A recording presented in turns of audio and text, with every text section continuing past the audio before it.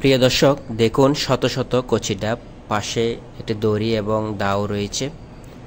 এই শত শত ডাবগুলো দেখানোর কিছু উদ্দেশ্য, সেটি হচ্ছে এই ডাবগুলো কিন্তু গ্রাম থেকে শহরে যাবে এবং একজন ডাবওয়ালা এই ডাবগুলোকে শহরে নিয়ে যাবেন এবং শহরে যাবে এটা বড় কথা না, এটার পিছনে যে কত শ্রম কত কষ্ট উনি করছেন এটি যদি আমি আপনাদেরকে দেখাই, দেখুন অনেক দূরে কিন্তু এটি নদীতে পানি শুকিয়ে যাওয়ার কারণে কিন্তু এখান থেকে ডাবগুলোকে সে মাথা করে নিয়ে একটু বেশি লাভের আশায় এই ডাবওয়ালা কিন্তু এই ডাবগুলোকে এখান থেকে নিয়ে হাড় ভাঙ্গা পরিশ্রম মাথার উপর করে নিয়ে গিয়ে নৌকাতে রাখবে। নৌকা থেকে আবার ওইখান থেকে কোনো একটি গাড়িতে তুলবে, গাড়িতে তুলে আবার কোনো একটি বাজারে বা মেডিকেল কলেজের সামনে আশেপাশে এই ডাবগুলোকে সে বিক্রি করবে। একটু দেখুন, অনেকগুলো ডাব কিন্তু উনি একসাথে নিচ্ছে এবং যে জায়গা দিয়ে সে হেঁটে যাবে এটি কিন্তু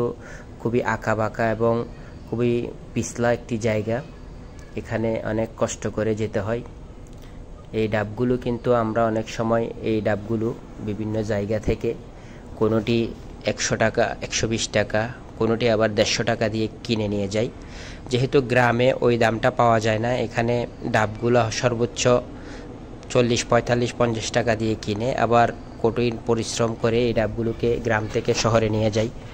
এই পথ দিয়েই এই ব্যক্তিটি, ডাবওয়ালাটি এই ডাবগুলোকে নিয়ে যাচ্ছে।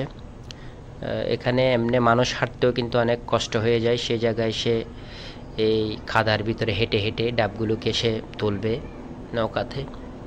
নৌকাতে তোলার পর নৌকা দিয়ে এখানে খরচেরও একটি ব্যাপার রয়েছে, এখানে ঘাট ভাড়া রয়েছে, সেই সাথে আবার তার যে কষ্ট শ্রম সেটিরও একটি মূল্য রয়েছে। সব কিছু মিলিয়ে তার এই কঠোর পরিশ্রম, ডাবগুলো বিক্রি করার পেছনে যে এই লোকটির যে শ্রম ত্যাগ এবং হাড়ভাঙ্গা পরিশ্রম শারীরিক পরিশ্রম রয়েছে সেগুলো কিন্তু আমরা অনেক সময় বুঝি না এবং ডাবের দাম একটু বেশি হলেই কিন্তু আমরা বিভিন্ন কটু বাক্য কথা বলে থাকি।